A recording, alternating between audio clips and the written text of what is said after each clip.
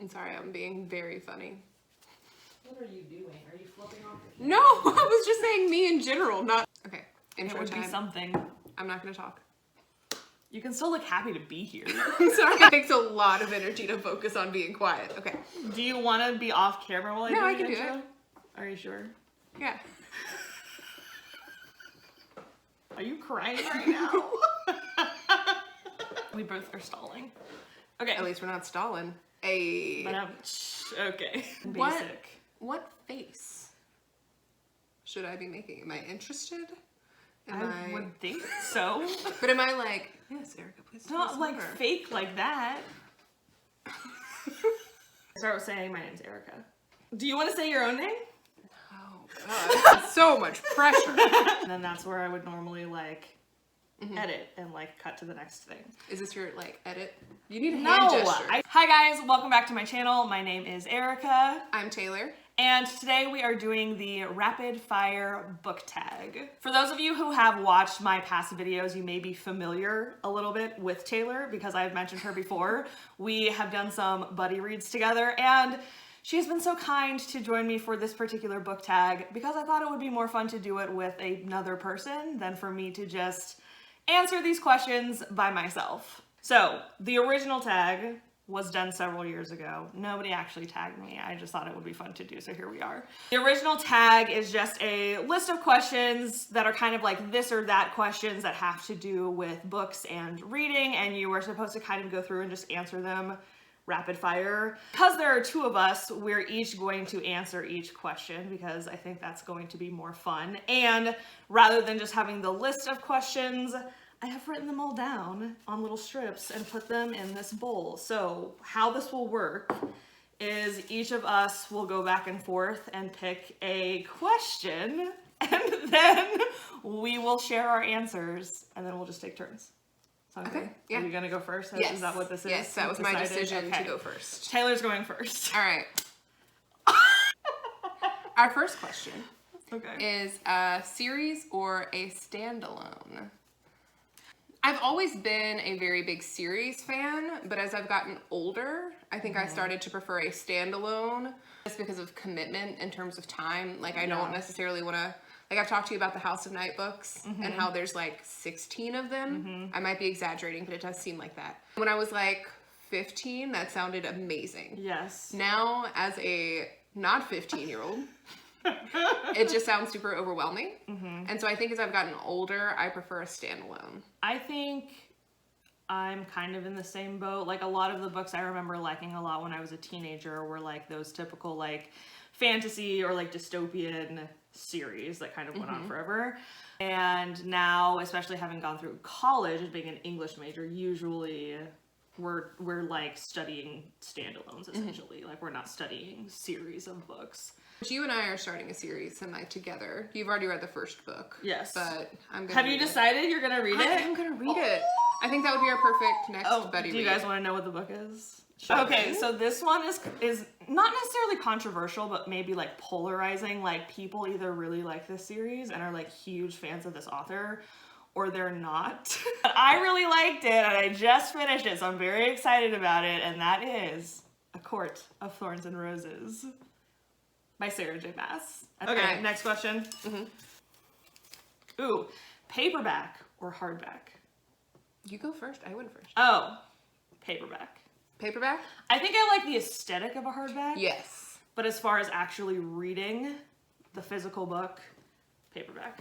Well, you know, I'm usually a Kindle reader. So like I've been using, like I use the Libby app and sometimes those types of things to read on my Kindle. But if I'm going to buy a book to read, I would also go paperback.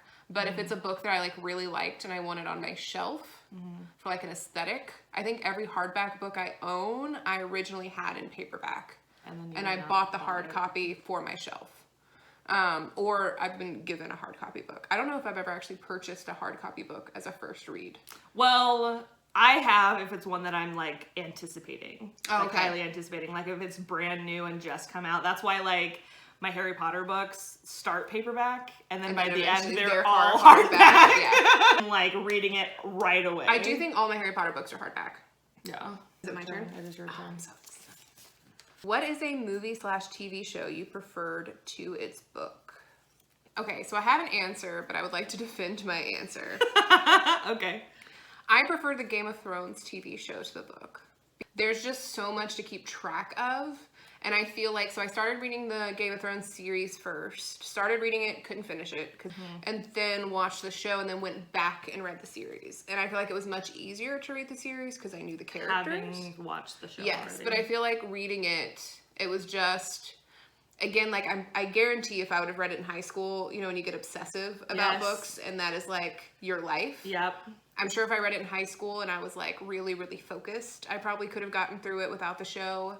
But as an adult who's like stressed about everything all the time, it was much easier for me to keep track of characters in the show. So I actually preferred the shows to the books just because of that. I do think the story is better in the books. I will have to agree solely on the fact that I have never read that series. Okay, so besides that one, a TV show or movie that I liked more than its book. I'm like struggling to even think of like adaptations at this point. Have you watched Fahrenheit 451? No, and I've not read that one either. Oh, I keep forgetting. I know. Are you gonna go with Game of Thrones too? I guess, because I don't have anything else for this question. We're just gonna move on. Okay, next question. Do you ever judge a book by its cover? All the time. It's hard not to. All the time. I think that there, like, obviously there are some books that the cover doesn't do the story justice, but I think that it's impossible to not, at least initially. Yeah. Especially because I'm one of those people, like, yes, since, like, joining BookTube, I have taken a lot of recommendations from other booktubers, and, like, that's how I have found books that I'm interested in. But also, I love going to bookstores and just browsing. And, like, literally that's just picking up books that I think look interesting. Or, like, I think the title sounds interesting, and that's why I pick it up off the shelf to, like, see if it's something that I'm interested in reading it. And so I definitely am one of those people who will judge a book by its cover. I think it's really hard not to. Plus, I can just appreciate a beautiful cover. Like, Yes. I think on some level that also, like, plays into how much I enjoy the book. Is if it's, like... It's the this only book just has a visual that you're really beautiful provided. Cover, yes. What is the last book you bought? Bought? I rent a lot of books. Sorry, I just thought of my answer. I think the last book I bought, and it is a digital version, but it's the last one that I technically bought, was the last book that we Betty read together, The Woman in the Window. That's also another one that I picked based on its cover. Like, I knew nothing about it, and it ended up being really popular. And Didn't you say you like just found it at Walmart? I did. I just like was randomly. So the last book that I technically bought is a Christmas gift for my grandmother, and it is a biography about Patrick Mahomes. So that is technically the last book that I bought on Amazon, and it is going to be delivered soon, I hope. But the other last book that I bought was the book that I got Taylor for Christmas, what she got today, which is The House in the Cerulean Sea by T.J. Klune. Which I'm so excited about. It's so good. What was the last book you bought for yourself? The last book I bought for myself was probably one of my December reads. Either A Court of Thorns and Roses or this one, The Night Circus. Was that mine or yours? That was yours. That was mine, yeah. Ooh, do you prefer books that make you laugh or books that make you cry? Go ahead, you're going first. I think books that make me cry. Yeah. Yeah. Oh no. I was gonna say, like, there's not been many books that I've laughed out loud to, so I think that's a hard question. Like, I don't know if it's everybody, but I feel like crying is a more natural emotion that I can get from reading than laughter. Did that make you laugh or cry? Do I want to know? It made me do a lot of both.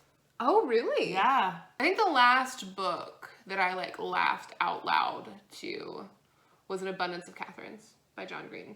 It's, like, one of the few books that I've, like, actually found genuinely funny. Interesting. Uh-huh.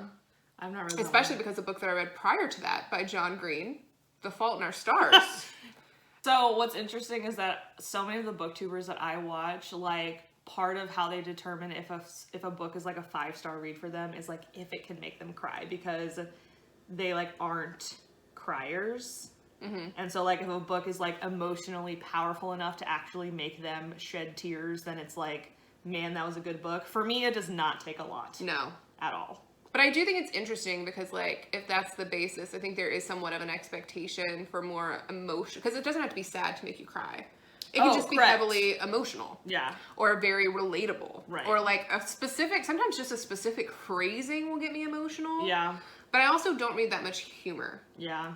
Like, I'm not as drawn to it as much. I don't, like, that's not something that interests me as much as, like if someone's like, ooh, this book was so good, it'll make you cry, I'm automatically, like, on board. Let's just have yourself a good old cry. Good cry, yes. But I also don't seek out comedies in terms of movies that often either. I don't either. I prefer a good drama. Well, I prefer a good action movie. Oh, no. Okay, your turn. Okay. Long or short books? I don't know. I think that the bigger a book is, the more daunting it is. Yeah. Regardless.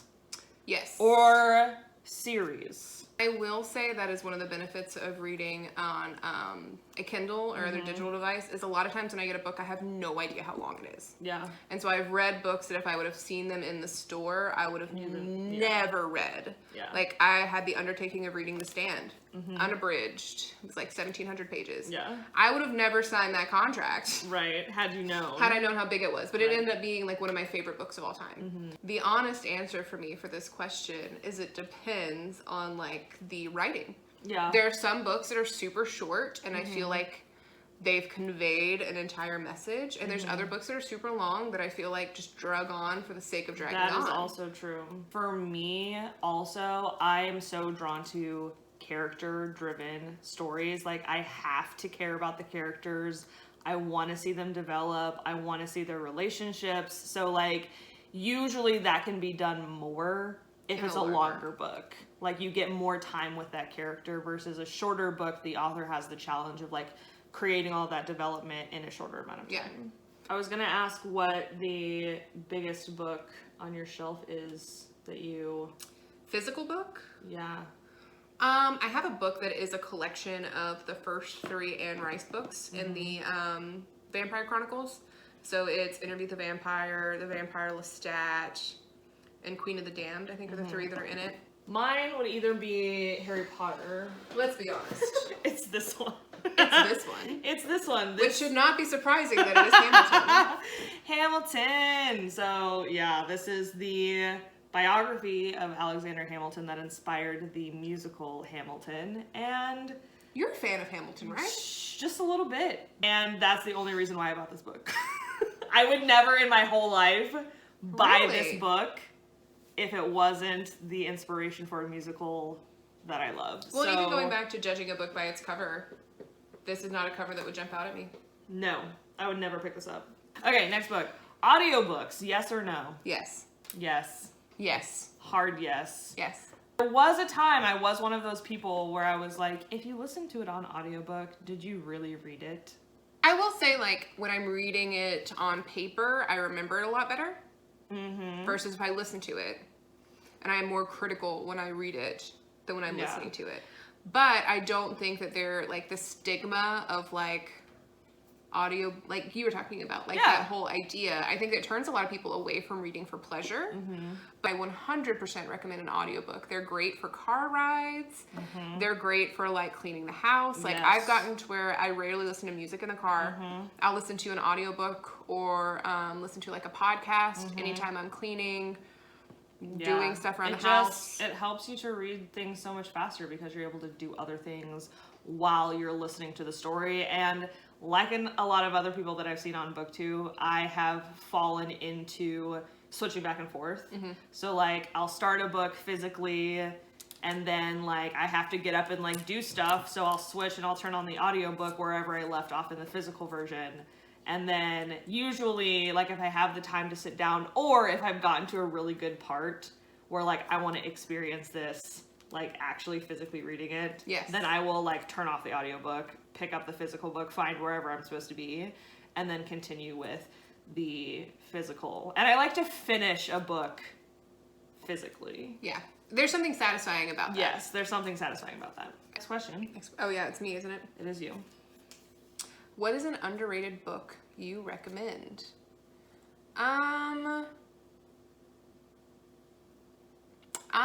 Okay. So my underrated books are not actually underrated.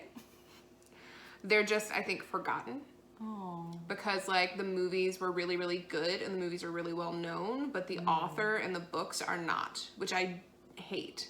So 2 of my favorite books are by one of my favorite authors, which is Richard Matheson. And he wrote I Am Legend, which is like a pretty well-known, Will Smith was in the movie, Right. zombie vampire vibe. And then he also wrote What Dreams May Come, which is the movie with Robin Williams about the afterlife and like going through hell to find his wife. They're both beautiful stories, but I don't think people realize that they are books, first of all. Right. And second of all, they don't realize definitely that they're by the same author. Because those They're are two very different. But if you read the books, they're very similar.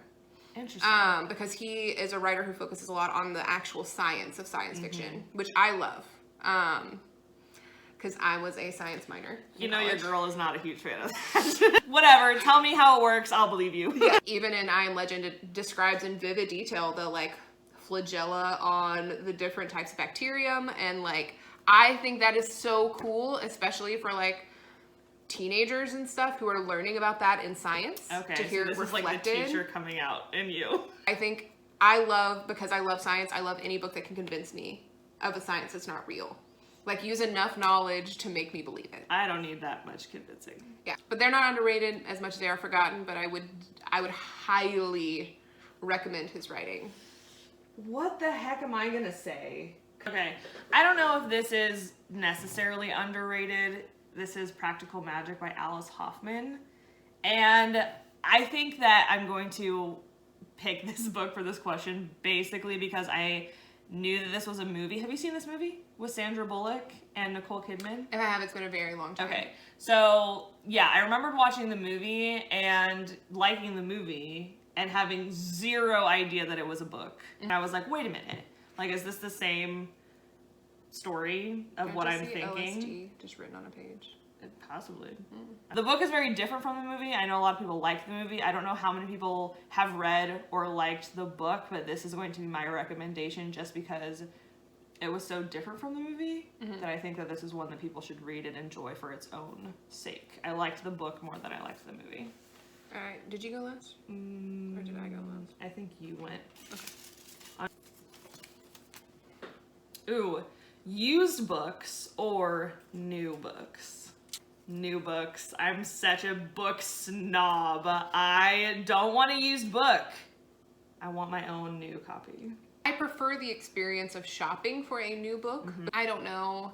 I've never been to a really good used bookstore where it was organized in the same way as like a new bookstore. I honestly obviously my standards are low. I read off of a Kindle. So whatever the opposite of a book snob is, I will read the most beat up book in the entire world, like gross, on my shelf, stained. I'm fine with it. I do not enjoy shopping in a used book place. So I would have to go with new book just because if I shop for books, I always go to a new bookstore. I do have some used books. If I do get a used book, I want it to be in relatively good, like, condition. But there's just something about going to a bookstore and like buying a book new. It's just New book smell. And I'm real bad too about buying the book before I've read it. So like I don't even know if I'm gonna like it, but I still just want to buy it knowing that I want to read it. You're like slowly edging your way out of this frame. There you go. I think 'cause I keep looking at you, and when I do, I'm like, I really want to take you in. It's also cute because like you can't really tell on camera, but we're wearing similar shades. We are. We did not do that on purpose. Did we already talk about this? No, we talked about series or standalones. Oh. Trilogies are like just that, right? And series are more than 3? Okay.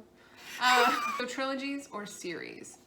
I like a trilogy because 3 is a solid number. Yeah. And then it doesn't, kind of like we talked about, it doesn't get overwhelming. Yes. Because I feel like with a series, you could just, and there's nothing wrong with it, but a lot of series could just go on indefinitely. Yeah. Especially if the author just if they're like working with other people. And I feel like a trilogy is like, we're stopping at 3. Yeah. Like that's it. It does feel less daunting than like a full series. I don't know. I guess I don't necessarily have any preference necessarily. If it's a series that I'm really interested in, whether it's a trilogy or goes beyond a trilogy. If it's a series that I'm really interested in reading, like I'm gonna read it regardless. Yeah. Is that it?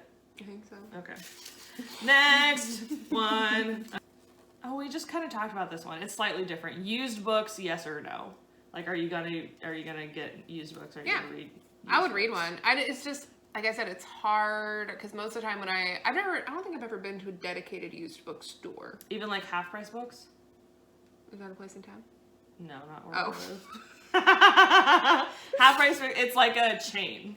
Yeah, no. We should go sometime. We should go sometime. I also, this is really weird and specific, I hate when a sticker's on a book.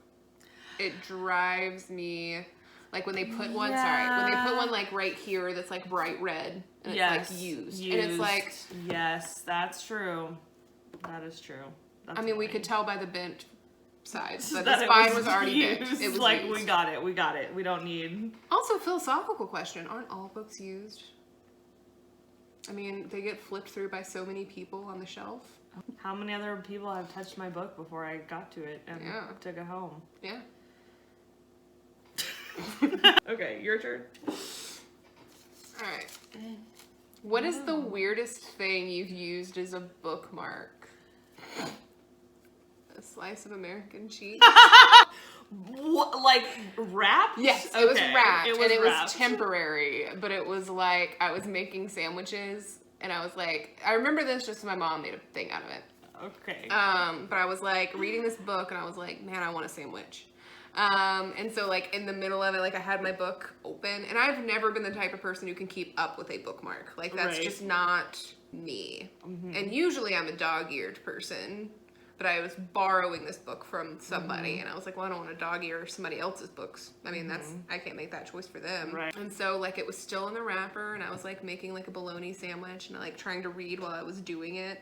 And I was like, I'm just going to hold it for a second. And so I just stuck the slice of cheese in it, but then forgot while I was eating my sandwich. And so like later, I want to say it was like in the fridge or like next to the fridge. It was book? Yes, it was super awkward. And my mom was just like, what is wrong with you? I don't have a good story like that. It's either like a random piece of paper, like a receipt. Yeah, I usually do receipts. Yeah. Or IDs. I do not dog ear. About half of my books have been dropped in bathwater. The weird like waving. Yeah, I don't dog ear, so it's either like a random piece of paper or like a sticky note. And I do have like several like actual bookmarks at this point. Like, where's my current one? And so she decided to start living the life she'd imagined. And you are. Yeah. Maybe I should have gotten you a bookmark for Christmas. I would just lose it. She's gonna take the beautiful book that I got her and she's gonna dog ear it. I'm not gonna dog ear other people's books. That was the whole point of the story. No, it's your book, though. I the one I forgot. gave you for Christmas. She's gonna, you know what else? Maybe I'll save this story because it might come it up. has to do with a question. I've used these as bookmarks. The dust jacket? Oh, like this? Like when you do it like this? I've done that too. Where you like stick it in the little flappy flap in the pages. I've done that too. But it can't be if it's like too far into the center because then it bends. That's when I throw it away. All right, moving on. Is it your turn? Yeah, I think so. Borrow or buy? Buy! I want all the books. Borrow digitally. I'm the worst. I spend too much money. I DNF 90% of the books I read. But I get them from the library. And so like I'll get a digital copy and sign it out for a week. What books are you reading? I mean, so like I'll pick up like some book, read a couple chapters of it, and I'm just like, nah. How come you haven't been reading the books that I let you borrow? Oh, this has been like in the past like 6 years. Oh. Most of the books that I get, I'm like, I don't end up finishing them or I end up not liking them. And so like I borrow more than I buy. A, because this is my best friend. And B, just because like there's a good chance I'm not going to finish it. That's such a sad attitude to have. Like, I there's no point in me buying this book. I'm probably gonna hate it. I mean, you got two chapters to really sell me on it, and that's usually my like... 2 chapters is it? I mean, just for general vibe. I mean, I'm all for DNFing if you're not into a book because that's just a waste of time. Yeah. Don't waste your time on a book that you're not enjoying. And I also don't have like a pretty place to display my books like you do. Maybe you should. Where am I gonna put that in my house? Oh. I need like a dedicated bookshelf for just having books. Yes. But like, do you put that in your bedroom?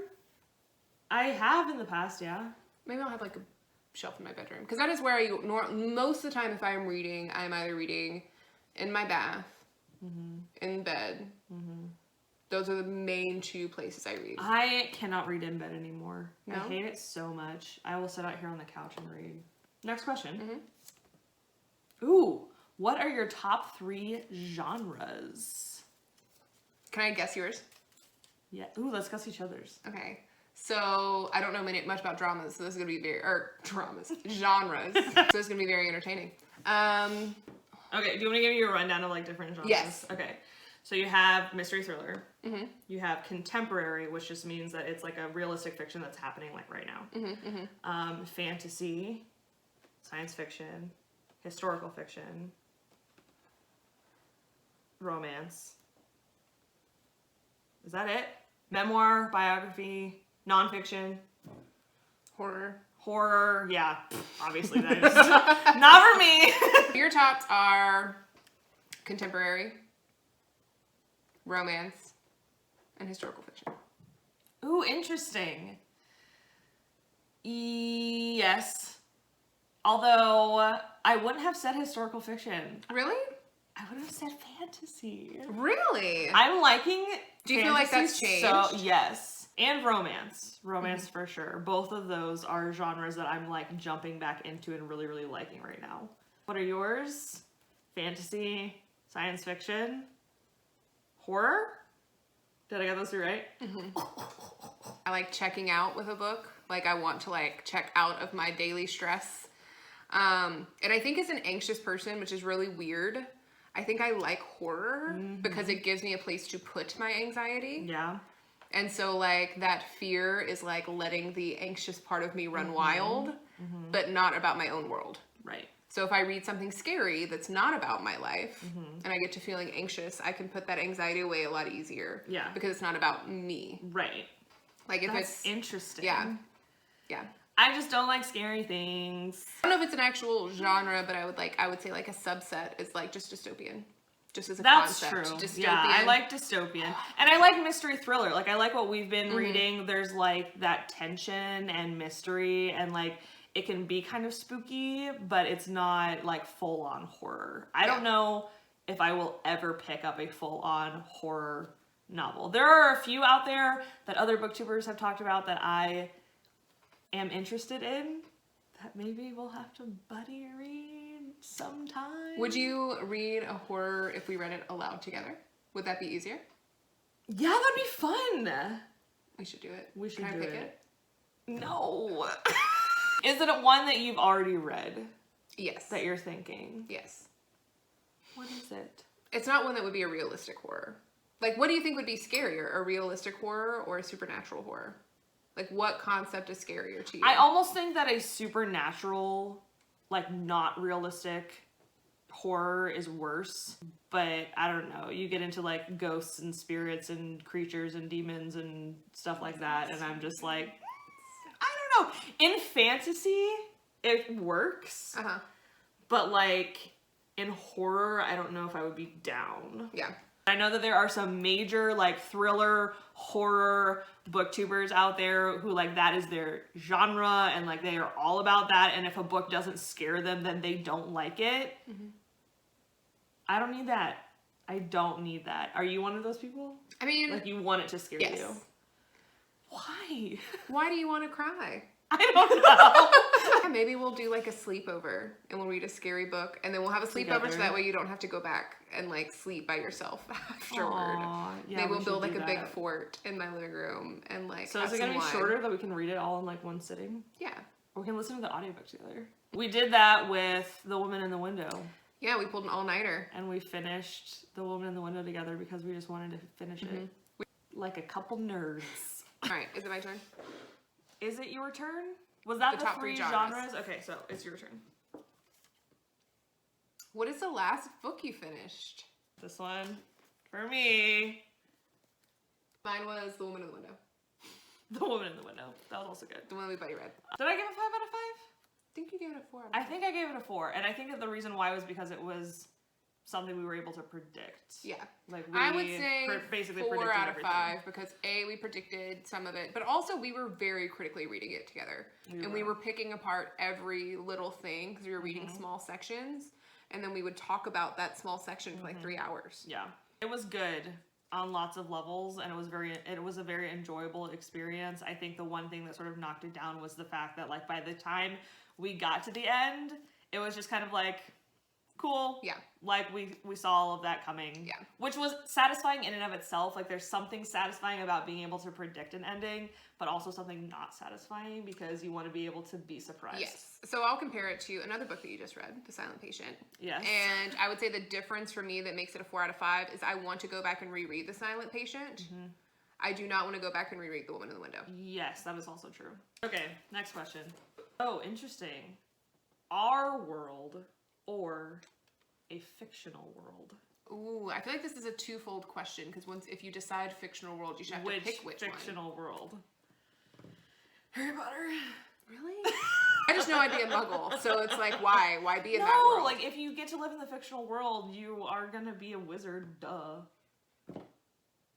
Obviously, like I'm not gonna live. We're already living in the muggle world. I know. That's always gonna be my answer, I think. I'm gonna go with the real world. Which is funny because I read for escapism. Right. You also have to take into consideration my favorite genre is horror. So, like, I don't want to live in any of those worlds. Those worlds are terrible and scary. If I were going to pick a fictional world, I would pick the one from Anne Rice's Interview with the Vampire. Because I love that version of vampirism. Vampirism? Is that a word? It's a real word. I wrote a paper on it. The literary analysis of the vampire as a protagonist. You still have it somewhere? I should read it. It's bad. Way off task on that one. Your turn or my turn? Torn? Torn. Okay. Go for it. I thought that was my question though. It's your turn. Oh. Dust jackets. Okay, this is the question that was Yes not part or of the no? original tag. Because I had to add this question in. Can you even see that? The question is, dust jackets. No. Yes or no? No. Yes. They just get gross on your shelf and bent. So now here's the story with this. I bought this book for Taylor for Christmas because I freaking loved this book. And I ordered it from Amazon and it came in the mail and there were like some smudges on the dust jacket. And I took the time, because I was gifting this, to like clean it. And as I'm cleaning it, I'm like, she's just gonna throw away the dust jacket anyway. Why am I wasting my time? It's gorgeous though. Here we just talked about beautiful book covers. And when you throw the dust jacket away, you are throwing away art. It just gets so gross looking and you're going to lose it anyway. And it's You're gonna get not. bent. When do you take it off? I've used cheese as a bookmark, Erica. Yes, a lot of people do take it off to read it. Yeah, it flops around and gets So in the way. you take it off to read it. And I feel like it looks more professional on the shelf without the jacket. Because this thing gets bent and dirty. You need to take care of it then. But I was actually going to keep the dust jacket on this one because it was specifically from you and because we've had conversations about dust jackets. That was a good save. But I think that the dust jacket is there to convince you to buy it. And once you've bought it, you don't need it anymore. But it's the same thing as the paperback. The paperback just has the cover on it. Yeah, but those are not for display. These are for display. Is that the difference? Really? For me? Like, I've always interpreted paperback is for, like, I want to read this, but I don't necessarily want to display this. You know, like, this is where you always buy your smut in paperback. Versus the hardback is like, I want to display this in my house. I want this to be part of the aesthetic. And I really like a clean aesthetic when it comes to my books. Like, I just think they're so pretty. They are. Also, and you like, take them in visually, enjoy them, and then dispose of them. Oh my god. I'm only ever buying you paperback from this point on. No, because then I get to display them. Okay. You put that question in there just to do this. Yes, I did, because I needed to call you out and tell you how wrong you are. Although there are other people out there who agree with you. Yeah, agree with me in the comments. They're also wrong, but yeah. Tell us. That's really what we need to know. Of all these questions, let us know down in the comments. Okay, next question. Yes. Long or short chapters? Ooh, that's a good one. It is a good one. It almost depends on like the kind of book that it is. Yeah. I was talking to someone the other day about thrillers and how like a good thriller has like nice short chapters that like keep you wanting more. And I think I maybe prefer short chapters because if I can, I like to like pause at the end of a chapter. I get frustrated when I'm like real tired and it's like late at night and I'm like trying to get through this book and you can't stop. I can't stop because I want to try and get to an end of the chapter, which I don't always do. Like if I'm tired enough or like I'm busy enough, like I will just stop mid-chapter, but it's easier to not have to stop mid-chapter if the book has short enough chapters that you can like quickly get through to the next chapter. How many times can I say the word chapter? I mean, you made such a good argument. I think you convinced me halfway through. I like a short chapter, but there are chapters that are too short, and I don't like it when there's chapters that are short that always try to end on a cliffhanger, because I feel like that's too many cliffhangers. Like, if you have 40 chapters and every book ends on a cliffhanger, they lose their impact. Okay. Next question. We still have several questions. I know. Heroes or villains? I'm gonna get controversial here. Because there's a couple of different ways this can be interpreted. You can interpret it like villains as protagonists versus heroes as protagonist, or just the concept of character in general. As a character-driven reader, I like characters that are like in the gray, you know? So like if you have a very like archetypal hero and villain that like don't have any gray, then like that's less interesting to me than if you have someone who's like more hero but is still morally gray, or like more villain but still morally gray, then that's like more interesting to me. But on like a very basic level, I still think that I'm probably more hero than villain. But I know a lot of people who are very like pro villain and like all the villainy characters. Is that going to be you? No. No? No. So specifically because of the MCU, so the Marvel Cinematic Universe. Okay. I feel like it is getting cliche and worn out to have a redeemable villain. That's true. We have, like, I miss to some degree, like, not every villain has a good reason. And I think that that is almost justifying poor behavior when we continue to give villains like a really good reason for genocide. Right. Like, no, sometimes people are just bad. Yeah. And I feel like we keep trying to make them so redeemable and understandable, and it's like, no, some villains are not. And you just want a villain for villain's Yes. sake. Sometimes people are just bad people. And I think that if we do it too much, it makes us start to do that in our real life. It makes it to where the redeemable villain isn't as impactful. I agree. If everyone's doing it. There's that phrase, it's like everyone is a protagonist in their own story. Right. In somebody's story, you are the villain. Right. And I do think that there is a case for everybody getting a chance to tell their story. But I think that in terms of like a book, like, we don't have to do that every time. And so I am full team hero or a really, really well-written villain that doesn't feel like it was forced. Okay. All right, next question. We still have a few questions to get through. This is gonna be a long video. Okay. Yeah, it sucks for you to edit. Book to movie or book to TV show? Ooh. I already know the answer. What are you gonna say? Book to TV show. Because so many books that are made into movies, like you obviously just have to cut so much. There's so much more that you can do in a book than I think you can do in film a lot of the time, just because, just like for time's sake. And so when you have such a good story that has so much going on and like so much development, like, guys, just take your time, make it a series, make it a show, let's stretch this baby out and like enjoy the full story for what it is, rather than trying to like cram everything into a movie. You know what I mean? That's just my thought. Book to movie. Why? Because I I've seen, so it's happened to, I think, 2 or 3 different series now, where they tried to make a show, but they don't give it the budget it deserves. Okay, that's true. Or it gets canceled, which to me is worse than seeing any of it.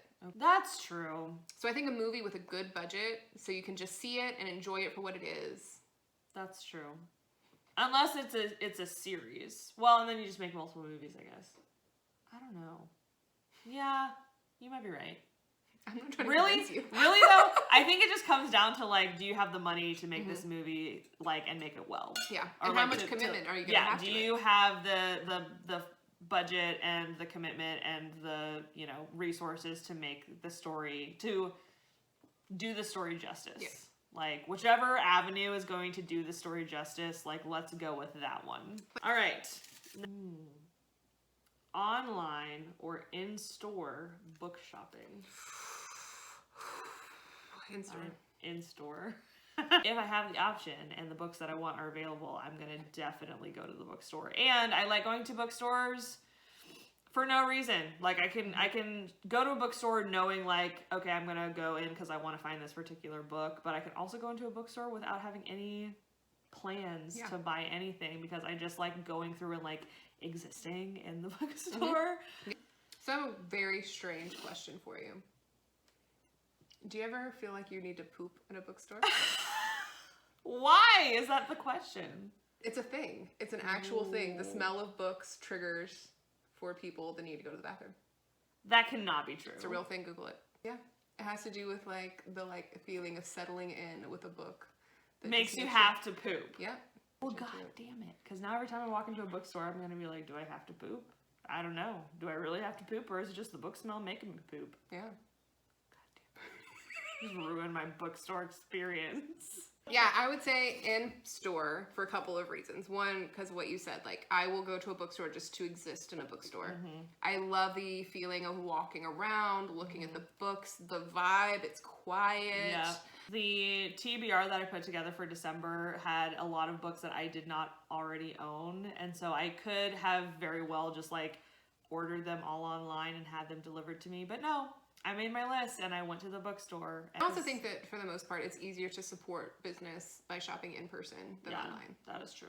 I mean, we do have a local bookstore and I try to buy there when I can. And if not, I go to Barnes & Noble. All right, is me up? Yes, I'm actually going to blow my nose real quick and then come back. Gross. Yeah, where's my phone? I'm gonna Google it. So crazy and weird. Bookstore. Bookstore poop? There's a phenomenon that explains why you feel the need to poop at bookstores. It's called the Mariko Aoki phenomenon.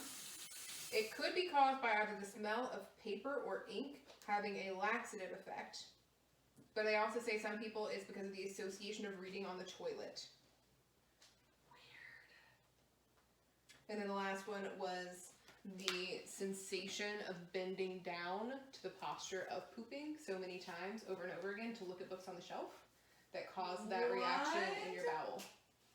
Yeah. Alright, well, you still ruined book shopping for me, but that's fine. You've never noticed that Barnes & Noble always has a nice bathroom? They do. Are they aware? Is Barnes & Noble aware of this? Yes. Okay, it's your turn. Okay. Characters or plot? I know what you're going to say. We all know what I'm going to say. I think you've said I'm a character person like 7 times.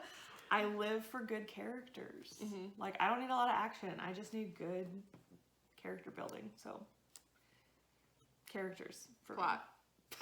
Like, you want things to happen. Yeah, I think if the story is good enough, the characters don't matter. I think some of my favorite books have the blandest main characters. I think that I'm the opposite. Like, there does not have to be a lot going on for me to still enjoy the book because of the characters. I guess, let me backtrack. Main character does not matter to me. Okay. Like, I actually prefer sometimes a main character to be bland for a couple of reasons. One, because I feel like it's easier to insert yourself. If your character, if your main character is bland enough, especially in like fantasy, right, it makes it easier for you to insert yourself and lose yourself in the story. That's true.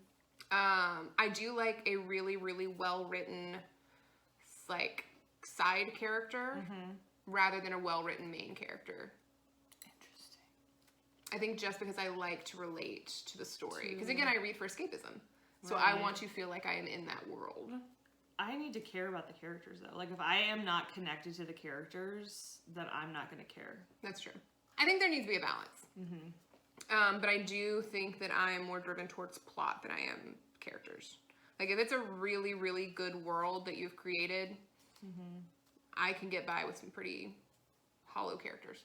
And I think that depending on whatever else is happening in the story, I would be willing to overlook either. Yeah. Like if it's a really strong world with strong plot, then I might be able to overlook like some flat characters. And then on the other like side of that, if I've got really great, really well-developed characters that I have a lot of connection with, then I'm going to be willing to overlook a lack of plot. I'm also a video game player. Yeah. And video games are all plot, no character. That's true. Yeah, but you also, with like D&D, so much of it is like character background. That is also and, like, true. Character building. Yeah, so I think plot it's a toss-up. Plot is in there. Like obviously, there's like action things that happen. But the story is the characters. The story is the characters, and like all you are doing are building characters. I love how we both convinced each other to go to the opposite side that we are no longer standing on. That's fine. That's good. Both are good. Both are important. Is this blank? Can you put a blank one in there? Name the first 3 books you think of. Go. Honestly, it was The Bear and the Nightingale. It's right here. Yeah. The Bear and the Nightingale. And then I thought about In a Holidays, which is another one that I'm going to be reading. And then I thought about this one, A Court of Thorns and Roses. I thought of The Discovery of Witches, because we were talking about practical magic earlier, and I was going to tell you about The Discovery of Witches, and I think I already told you about it. Pen Pal, which is a book that I was thinking about earlier. Oh my God, when we were talking about scary No, we're not going to read that. That is not the one that we're going to read together. No. You said that one scared you so bad. Yeah, that's the scariest thing I've ever read. Then that can't be what we read. It kept me up at night for that months. Cannot be what we read. I got a camera system installed in my house. Then a book that I haven't read that just came to my brain was Wicked. I just pictured it. I've not read it. I've seen it. It's over on my shelf. Yeah. I've also not read it, and I've owned that copy for a long time. Like, as soon as I saw the original show... You got the book? I got the book, and was like, I'm gonna read this. And then someone was like, oh, that sounds cool, except that the book is nothing like the musical. And I was like... So that makes me want to read it more. Okay. Right, your turn. My turn? Oh, we're almost done. What is a book you want everyone to read? I wanted to say Pen Pal. You go first. Okay, well, you all know that I've been obsessed with The House in the Cerulean Sea. I think that this one is so good. It is so heartwarming, and it is a beautiful story, and everyone should read it to feel good about themselves and remind yourself that you are worthy of love and acceptance. Aw, that's so sweet. Yeah, I love it. Also, so good, guys. It's red, white, and so royal good. blue. First of all, I do not like romance or realistic fiction or literally anything that's in this book. But You're taking home 2 of my romance novels. I know, I'm gonna try. I really liked that one. Yeah, this one was really good. I think you'll like the other ones too. I'm tempted to say my favorite book. Isn't that what we're talking about? Oh, yeah. Fahrenheit 451, because like it's just, I think it emphasizes the like thinking for yourself and the importance of being well read and like how books are intended to make you think and to develop your own opinion, which is the whole point of this game, is to share our opinions. It is a hard read because it is written in a style that's not super easy to follow. I don't think that it's for everybody. So I don't know if I would recommend this one as like my everyone should read. Yeah. But if I was going to recommend an everyone should read, it would probably be The Girl with All the Gifts. Because it is a good intro to horror. It's not super scary. Okay. Because it is kind of like our conversation about like hero villain. Okay. It is like the from the perspective of horror, which I think is a good way to introduce it, because like when scary things are happening but you're part of the character that's doing it, you're like, oh, I mean, it's scary for everybody else. All right. Last question. What is it? I don't even know. What question we haven't gotten to yet? Ebooks or physical books? Well, I think we know. Do we? Do we? Do we? Physical books. Ebook. I don't have any kind of device that allows me to read ebooks. I have like 100 books on this thing. Look how thin and beautiful. But you have to charge it. Yeah, I have to do that. So I was a huge anti-ebook person. And then we started traveling more often. Yeah. And so like my family, we usually go on some type of vacation at least 2 or 3 times a year. And more often than not, they're beach vacations. And I've realized the only thing I want to do on a beach is read a book. Like that is what the beach is made for.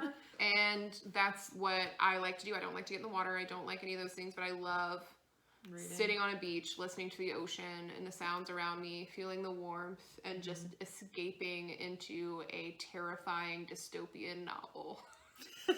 Of course, that's what everybody wants to do on a beach vacation. And then the very first time we went to Mexico, I used almost half of my suitcase for books. Sometimes you start a book and you're like, oh, this isn't the vibe that I wanted. Yeah, I'm definitely like a mood reader. Yes. And you can kind of switch back and forth between the different books. And so I needed to bring lots of them, and it was just not conducive. And so I bought my first Kindle shortly after, and this is my 3rd Kindle. I've upgraded. This is a waterproof version. Oh, yeah. I didn't realize that. This one is like backlit, then it syncs with Audible and I can listen. I like that feature, and I like the feature where you can like look up the definitions of words, and you can like highlight, annotate things, and you can like click on characters for certain books. I think this has a lot of applications that could be very interesting for teaching because it also analyzes your reading speed. It will catalog the words that you've clicked on, and so from like a teacher's perspective, could you imagine having that information about each of your students when you're reading a book? Yes, that would be fantastic. Yeah. And also just the niceness of like, if I want to check out a book from the library, there's like 10 digital copies, let's say. I think it makes reading a little bit more accessible. I don't know. I might get there someday, but right now I just like my physical copies. And I like having them in my hands, and I like being able to physically turn the page and like physically finish the book and like actually like see my progress as I work my way through. And I will say, like, as far as what I prefer, I way prefer reading a book hard copy. Way prefer the experience of reading a book hard copy.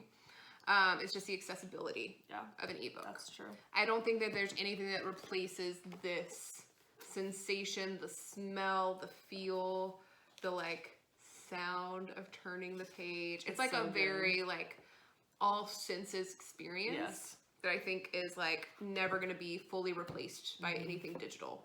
But I do think the digital option is more accessible.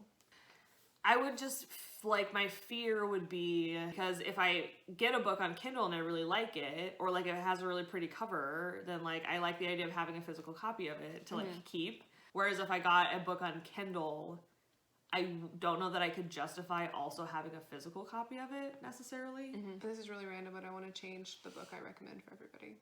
Oh, no. What's the book? Plot twist. And this will also really surprise you. Okay. It is realistic fiction. Is it? It is. I think everybody should read. It's kind of a funny story. Really? It is one of the best books I have ever read. And I remembered because I read it on the beach. Interesting. Have you heard of it? Yes. Didn't they make it into a movie too? Yes, with Zach Galifianakis. Yes. I recommend all of them, obviously, because they were the ones that came to my mind. All right. Look at us, like, talking about books. This is all I do, is just talk about books in front of the camera. I can do this. Do you want to start a channel? No. You can just, like, appear. There's a big difference. So, do you want to do stuff like this, like when we talk about our buddy reads and that kind of thing? Yeah. Like, we could do a buddy reading vlog. Yeah. And we'll just, like, check in every time that we... That's so cute. So cute. I love it. So, I think that's it. We went through all the questions. We talked a lot more about all the things than I even thought we would. This was definitely not rapid fire. No. At all. No.